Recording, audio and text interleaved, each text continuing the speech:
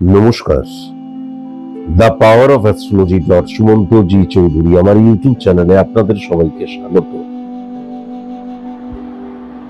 18 October এই মাসের 18 তারিখ রাত 9:39 মিথুনের ঘর থেকে অধিপতি গ্রহ বুধ মিথুনের ঘর থেকে বৃহস্পতি ট্রানজিট হয়ে তারই অত্যন্ত প্রিয় একটি রাশি কর্কটের রাশিতে পদার্পণ করেছে।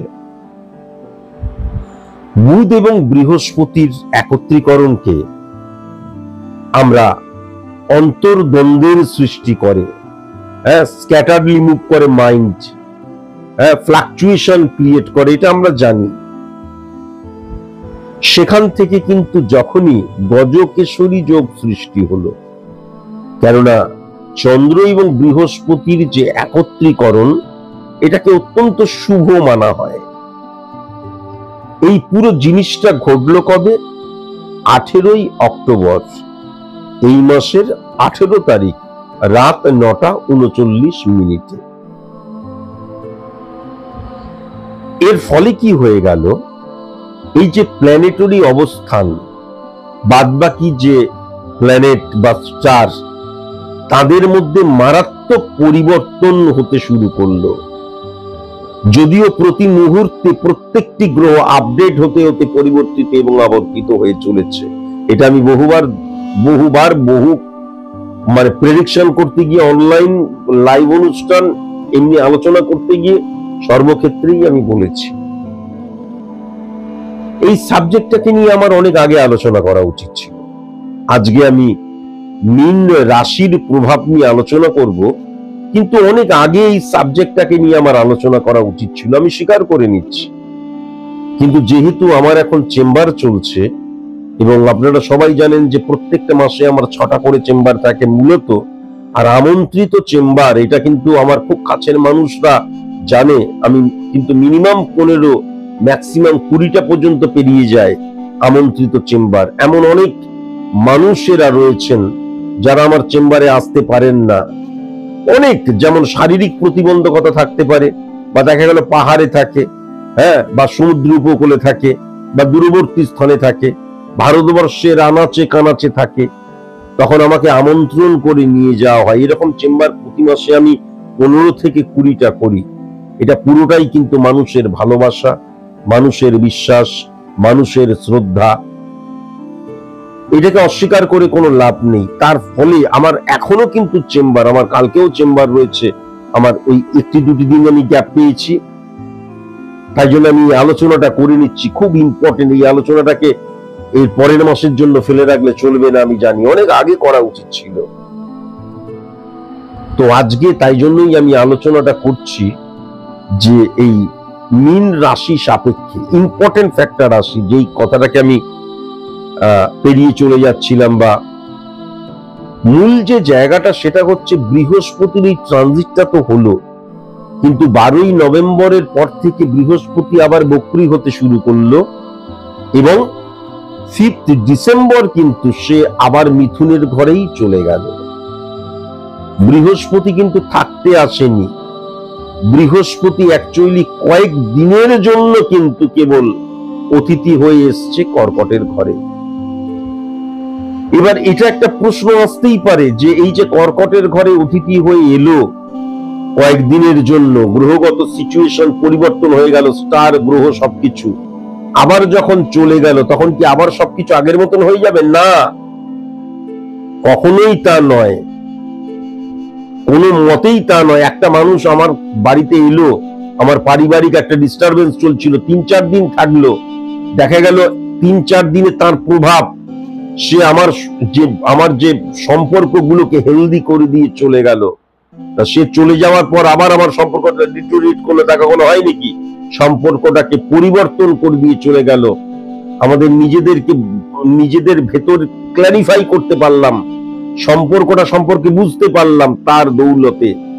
সেরকমই কিন্তু বৃহস্পতির এই ইনফ্লুয়েন্সটা কি করছে? প্রথমত যদি আমি লক্ষ্য করি, বৃহস্পতি যখনই ট্রানজিট করলো, হ্যাঁ, যখনই ট্রানজিট করলো, সবচাইতে যে মানে আমাদের যে রাশি প্রভাবিত হলো পজিটিভ অর্থে, এবং যে রাশির জন্য শনি উচ্চস্থ হলো বা পাওয়ারফুল হয়ে গেল, দারিদ্র যোগ অফ হলো, শুক্র এবং সূর্যের পজিটিভ ইনফ্লুয়েন্স ক্রিয়েট হলো, সেটা কিন্তু মীন রাশি। আমি আগেই বলেছি যে মকর এবং কুম্ভ 10th হাউস 11th হাউস কর্মফল এবং কর্ম বা ক্ষেত্রের দুটো ঘরকে রিপ্রেজেন্ট করছে শনি। তাহলে যখনই ট্রানজিট হলো বৃহস্পতির, তখনই 3rd হাউস উচ্চস্থ হয়ে গেল, মীনের ঘরটা কিন্তু উচ্চস্থ হয়ে গেল।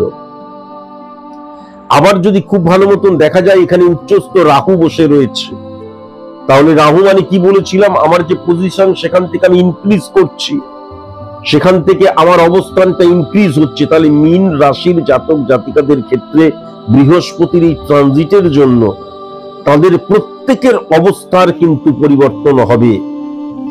এখন আমার ছকের মধ্যে, যেহেতু এটা পার্সোনাল আলোচনা করছি, তাই জন্য আমি কারোর ব্যক্তিগত ছক নিয়ে বলতে পারবো না। ব্যক্তিগত আমার পার্সোনাল ছকের মধ্যে দেখা গেল কোনো নেগেটিভ ইনফ্লুয়েন্স, যে আমি নেগেটিভ কোনো কাজ করে যাচ্ছি, তার মানে নেগেটিভিটিটা কিন্তু ইনক্রিজ করতে শুরু করবে। কর্মটা ভেরি ভেরি ইম্পর্টেন্ট, কর্মফলের জন্য, রেজাল্ট পাওয়ার জন্য। এমনি কোনো কিছু হয় না। বৃত্ত দুর্বাত্তাস্তি অত্যিন্ত্রায় ত্রত্তা প্রাপ্য প্রবৃত্তা নৈরত্তং নৈতি নত্তা নৈরত্তে ওরাত্তা জয়্যা তৎকৃত্তা আনন্দ সত্তা ব্যতিরিত্যা, বারবার ধরে বলেছি। এবং সবচেয়ে ইম্পর্টেন্ট ফ্যাক্টর যেটা, যে 2nd হাউসে কিন্তু মঙ্গল উচ্চস্থ হয়ে মঙ্গলের ঘরেই বসে রয়েছে। তাহলে মীন রাশির জাতক জাতিকাদের ক্ষেত্রে কিন্তু ফিনান্সিয়াল জায়গাটা, অর্থনৈতিক জায়গাটা অত্যন্ত পজিটিভ হয়ে যাচ্ছে, সঞ্চয়ের জায়গাটা অত্যন্ত পজিটিভ হয়ে যাচ্ছে। 2nd হাউস দ্বারা দৃষ্টিভঙ্গির জায়গাটাকে বোঝা যায় অত্যন্ত পজিটিভ হয়ে যাচ্ছে। মঙ্গলের যখনই মানে পাওয়ারফুল মঙ্গল যখনই হিট করছে, তখন আমি কর্মকে বিশ্বাস করতে শুরু করব। এবং যখন বুধ এবং বৃহস্পতি একত্রে বসেছিল, তার মানে কি হচ্ছে, আমি আমার যুক্তি, আমি আমার বুদ্ধি, আমার ব্রেন ওয়ার্ককে সঠিক মতন ইমপ্লিমেন্ট করতে পারছিলাম না। তার কারণ বুধ এবং বৃহস্পতি একত্রে থাকলে অন্তর্দ্বন্দ্ব সৃষ্টি হয়, স্ক্যাটারলি মুভ করে আমার মাইন্ড। কোনটা করব, কি করব, কিভাবে করা উচিত, এইগুলো তখন আমি পারফেক্ট বুঝে উঠতে পারবো না। মনে হবে এটা ঠিক, এটা ভুল, মনে হবে না এটা ঠিক, না ওটা ঠিক। এটা মানুষের ক্ষেত্রেও মনে হবে। কিন্তু যখনই ট্রানজিট করলো, তখনই বুধ যখনই উচ্চস্থ হয়ে গেল এবং শনির কানেকশন যখন ক্রিয়েট হয়ে গেল, কেননা পজিটিভ হয়ে গেল শনি, তখন কি হয়ে গেল, তখন ডেফিনিট ভাবে কিন্তু বলে দেওয়া যায় যে আমি যে কোনো কাজ যখন করব, যে কোনো চিন্তা ভাবনার মধ্যে আমার যুক্তিটা কিন্তু অবশ্যই পারফেক্ট থাকবে, নিজেকে ক্ল্যারিফাই করতে পারবো। এবং যখন আমি কর্ম, আমার দৃষ্টিভঙ্গির মধ্যে যখনই আমি ফিজিক্যাল অ্যাক্টিভিটিসকে প্রাধান্য দেব এবং যুক্তি, আমার বুদ্ধি এবং ফিজিক্যাল অ্যাক্টিভিটি সমান্তরাল ভাবে এগিয়ে যাবে, তখন ডেফিনিট ভাবে আমি কিন্তু সফল হবই হব। তার কারণ সফলতার জন্য উপযুক্ত হওয়ার প্রত্যেকটা ম্যাটেরিয়াল আমার কিন্তু আছে। Success is the maximum utilisation of ability that you have, বারবার ধরে বলেছি। এবার ইম্পর্টেন্ট ফ্যাক্টর কিন্তু একটা রয়েছে, ইম্পর্টেন্ট ফ্যাক্টর যেটা, সেটা হচ্ছে 2nd হাউসকেও যদি লক্ষ্য করা যায়, 3956 কানেকশনের মধ্যে দিয়ে শনি কিন্তু শুক্রকে উচ্চস্থ করে দিচ্ছে। তাহলে শুক্র মানে আমি বারবার ধরে বলেছি যে লাক্সারিয়াস লাইফ লিড করা, কিন্তু আমাদের আম্বানিজির লাক্সারিয়াস লাইফ লিড করা আর আমাদের মতন ছাপোষা নিম্ন মধ্যবিত্ত মানুষের লাক্সারিয়াস লাইফ লিড করা এক নয়। আমাদের লাক্সারিয়াস লাইফ লিড করা মানে হচ্ছে আমরা যে অড সিচুয়েশনের মধ্যে আছি সেখান থেকে ওভারকাম করাকে বোঝায়, ঠিক তো? তাহলে এই ওভারকাম করাকে কিন্তু বোঝায়। তাহলে ডেফিনিট ভাবে যেটা লক্ষ্য করা যাচ্ছে যে আমার যে অড সিচুয়েশন ছিল সেখান থেকে আমি নিজেকে ওভারকাম করতে পারবো। দেখা যাচ্ছে আমার ঋণ ছিল, দেখা যাচ্ছে আমি আমার মায়ের শরীর খারাপ, আমি ডাক্তার দেখাতে পারছি না, আমার সন্তানকে কোনো ভালো স্কুলে ভর্তি করতে পারছি না, আমার স্ত্রীকে আমি কখনো কোনো উপহার দিতে পারিনি, আমি একটি সোনার দুল উপহার দেব। হ্যাঁ, দেখা যাচ্ছে এইগুলো আমার চাহিদা, আমার বাবাকে একটু ট্রিটমেন্ট করাবো, তাহলে আমার যে অর্থনৈতিক যে আমি যে বললাম টানাপোড়েনের মধ্যে দিয়ে আছিলাম, সেখান থেকে আমি বেরোচ্ছি। ইম্পর্টেন্ট ফ্যাক্টর কিন্তু আরো একটা রয়েছে, সেটা হচ্ছে শনির ফিজিক্যালি শনি যেখানে বসে রয়েছে সেখান থেকে কিন্তু 3 নাম্বার ঘরটাতে যখন হিট করছে তখন কিন্তু সেই স্থানে ফিজিক্যালি বৃহস্পতি এবং শুক্র বসে রয়েছে। তাহলে আমার এই যে সিচুয়েশন গুলো, সেই সিচুয়েশন থেকে আমি নিজেকে ওভারকাম করছি। এরপর কি হলো? এরপর যখনই আমি 10,000, 15,000, 20,000, 30,000 টাকা ইনকাম করতাম, 50, 60, 70-এ চলে গেলাম। এবং যখনই আমি দেখলাম যে আমি আমার সন্তানকে ভালো স্কুলে ভর্তি করতে পারলাম, আমি আমার বাবা মায়ের ট্রিটমেন্ট করতে পারলাম, আমি আমার স্ত্রীকে নিয়ে কোথাও ঘুরতে যেতে পারলাম বা কোনো একটা জিনিস কিনে দিতে পারলাম, তখনই আমি বুঝতে পারলাম অর্থনৈতিক গুরুত্বটা। তখনই আমি বুঝতে পারলাম, হ্যাঁ স্যার সুমন্ত জি চৌধুরী ঠিকই বলেন, কি জীবন গাড়ির পেট্রোল হচ্ছে অর্থ। তখনই অর্থ ইনকাম করার জন্য আমি কি করলাম? আরো চাই, আরো চাই, আরো চাই। কিন্তু এখন ব্যাপার, আমার 30,000 থেকে 40,000-এ আমি গেছি, 40,000 থেকে 50,000-এ গেছি, তাতে আমার এখন মোটামুটি খেয়ে পড়ে আছি, তাহলে আরো কি করে পাবো? তখনই আমি কিন্তু ব্রেক করতে শুরু করলাম আমার ডিসিপ্লিনকে, তখনই কিন্তু আমি ব্রেক করতে শুরু করলাম আমার ডেডিকেশন, ডিভোশন, ডিটারমিনেশনের জায়গাটা, তখনই বাস্তব বোধটাকে ব্রেক করতে শুরু করলাম, তখনই আমি ফাটকা রিলেটেড জায়গায় চলে যেতে থাকলাম। এবং সবচাইতে ইম্পর্টেন্ট ফ্যাক্টর, এটা কিন্তু আমরা কতটা জ্ঞান পাপি আমরা সবাই জানি, সিগারেট খেলে আমাদের শারীরিক দিক দিয়ে নেগেটিভিটিটা আস্তে আস্তে ইনক্রিজ করে, মদ খেলে শারীরিক নেগেটিভিটিটা ইনক্রিজ করে, বেশি খেলে অ্যাডিক্টেড হয়ে যাই। আমরা কিন্তু সবাই জানি যে আমি যদি লটারি খেলি, তাহলে লটারিতে পেপার খুললে যে সাধারণ মানুষটা বলছে 10 কোটি টাকা আমি পেয়েছি বা 50 কোটি টাকা পেয়েছি, আদতে কিন্তু সে পায় না, এটা আমরা সবাই জানি। যে এইটা পরিষ্কার একটা জাস্ট সামনে রাখা প্রবণতা ব্ল্যাক মানিকে হোয়াইট করার। এটার জন্য খুব একটা শিক্ষার প্রয়োজন নেই, কিন্তু একটা নমিনাল খুব সাধারণ ব্যাপার। আমারই কত স্টুডেন্ট ছিল, আমি তাদেরকে জুতিয়ে ঠিক করেছি, তাই জন্য এখন তারা আর করে না, কনস্ট্যান্ট লটারি খেলে যাচ্ছে। তুমি কোনোদিন 10 কোটি টাকা পাবে না, তুমি কোনোদিন 10 কোটি টাকা পেতে পারো না। এর পেছনের গল্পটা তুমি জানো না, মরীচিকার পেছনে দৌড়চ্ছ। ঠিক এই জায়গাটা কিন্তু মীন রাশির জাতক জাতিকাদের ক্ষেত্রে লক্ষ্য করা যাচ্ছে, এবং এর প্রভাব কিন্তু 2026-এ মারাত্মক নেগেটিভ ভাবে পড়তে চলেছে। বন্ধুত্বের জায়গাটা একদম পজিটিভ নেই। মীন রাশির জাতক জাতিকাদের ক্ষেত্রে আমাদের শ্বশুর বাড়ির জায়গাটা একদম পজিটিভ নেই। আবার মেয়েদের ক্ষেত্রে, মীন রাশির জাতিকাদের ক্ষেত্রে শাশুড়ি মা এবং বৌমার মধ্যে একত্রীকরণের জায়গাটা পজিটিভ নেই।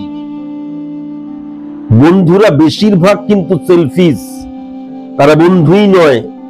একটা মালের ঠেকের আয়োজন করো, তারা ছুটে আসবে। তোমার শরীর খারাপ বা তোমার পরিবারে কারো শরীর খারাপ, ডাক্তার দেখাতে হসপিটালাইজ করতে হবে, তখন দেখবে তোমার 100টা বন্ধু থাকলে 1টা বা 2টো বন্ধু আসবে, বাদ বাকি বন্ধু কিন্তু আসবে না। আরেকটা কথাও কিন্তু আমি অবশ্যই বলবো, যারা কম বয়সী কিশোর কিশোরী, যুবক যুবতী, তরুণ তরুণী, তাদের মধ্যেও যে রিফ্লেকশনটা লক্ষ্য করা যাচ্ছে, সেটা হচ্ছে অনেক ক্ষেত্রে কি হয়, বেলেল্লাপনাটা বৃদ্ধি মীন রাশির জাতক জাতিকাদের ক্ষেত্রে, এটাও কিন্তু লক্ষ্য করা যাচ্ছে। যদিও উচ্চশিক্ষার জায়গাটা আমি অত্যন্ত পজিটিভ লক্ষ্য করতে পারছি, এবং বৃহস্পতির এই ট্রানজিটের ফলে কি হবে, গুপ্ত শত্রুতা নাশ হয়ে যাবে, এই জায়গাটাও কিন্তু লক্ষ্য করা যাচ্ছে। এবং এটা তো সার্বিক মতে আলোচনা করছি, তবুও গৃহগত যে বাস্তুর নেগেটিভ ইনফ্লুয়েন্স, 6-3 কানেকশন, 4 নম্বর ঘরকে হিট করা এবং 11th হাউস দ্বারা, সেই জায়গাটাও কিন্তু অফ হয়ে যাচ্ছে, এটাও আমি পরিষ্কার লক্ষ্য করতে পারছি। 1 2 3 4 এবং 4 নাম্বার ঘরে কিন্তু বুধাদিত্য যোগ সৃষ্টি হওয়ার জন্য স্ত্রী বা হাজবেন্ডের সাপোর্টের জায়গাটা লক্ষ্য করা যাচ্ছে, কিন্তু সন্দেহ প্রবণতা বা আইডেন্টিটি ক্রাইসিসের জায়গাটাও লক্ষ্য করা যাচ্ছে। তাহলে আগে থেকেই আলোচনাটা করা উচিত ছিল, তবুও আমি এখনো আলোচনাটা করছি। কসাস এবং কনসাস মীন রাশির জাতক জাতিকাদের হতে হবে আমরা কখনো যেন আমার মতন করে সবকিছু হোক এই চিন্তাটা না করি। আমরা যেন কখনো আমি যেটা চাইছি সেটাই সবাইকে চাইতে হবে এই চিন্তাটা যেন না করি। এবার 4 নাম্বার ঘর যদি 1 2 3 4 5 6 7 4 নাম্বার ঘরের সমসপ্তমে যদি খুব ভালো মতন দেখা যায় মঙ্গল এবং শুক্রের অবস্থান হচ্ছে, কেননা ঘরটা তো বৃশ্চিকের ঘর এবং ডাইরেক্ট ভাবে বৃষকে হিট করছে, তাহলে অকস্মাৎ কিন্তু আমার স্বামী স্ত্রীর সম্পর্কের মধ্যে কোনো অবৈধ সম্পর্ক চলে আসা বা এমন কোনো মানুষ চলে আসা যার ফলে কিন্তু স্বামী স্ত্রীর বন্ডিং এর মধ্যে সম্পর্কের মধ্যে প্রবলেম চলে আসতে পারে। ইগো প্রবলেমের জায়গাটাও কিন্তু লক্ষ্য করা যাচ্ছে, সন্দেহ প্রবণতার জায়গাটাও কিন্তু লক্ষ্য করা যাচ্ছে। ভেরি ভেরি কসাস এবং কনসাস কিন্তু অবশ্যই হতে হবে। ফ্যামিলি ফ্রেন্ড থেকে কিন্তু ভীষণ সাবধানতা অবলম্বন করা ভীষণ প্রয়োজন। আর আরেকটা কথা আমি অবশ্যই বলবো, বৃহস্পতির এই ট্রানজিট মীন রাশির জাতক জাতিকাদের ক্ষেত্রে কিন্তু অসুস্থ হয়েছি, দেখা গেল ওষুধ খেয়ে ঠিক হয়ে যেতে পারতো, এমন একটা সিচুয়েশন নিজেই করলাম যে অপারেশন করতে হবে, অপারেশনের জায়গাটাকে কিন্তু মারাত্মক বাড়িয়ে দিচ্ছে। আর 2026 অনেক দেরি, আমি জানি না কতদিনে আমার কি অবস্থা থাকবে, যদি সুস্থ থাকি যদি বেঁচে থাকি তখন আমাকে জানিও। 2026 এ সবচেয়ে বেশি অ্যাক্সিডেন্টাল ডেথ বা অ্যাক্সিডেন্ট করবে কিন্তু মীন রাশির জাতক জাতিকারা। আজকের মতন এইটুকুই, নমস্কার।